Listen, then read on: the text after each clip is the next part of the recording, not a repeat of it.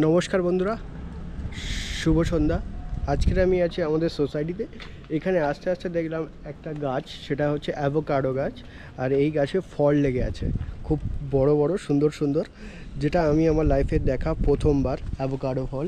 আপনাদেরকে দেখাই, এই হচ্ছে গাছের ভিতরে লেগে আছে।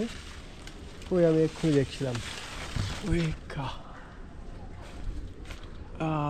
এই হচ্ছে ফলটা, এই অ্যাভোকাডো। এখনও পাকেনি, পাকলে খুব সুন্দর গন্ধ বার হবে ফলটা থেকে। তো এখন আরও আছে, লেগে আছে, আপনাদেরকে দেখাবো। পুরো গাছটায় ভরে আছে।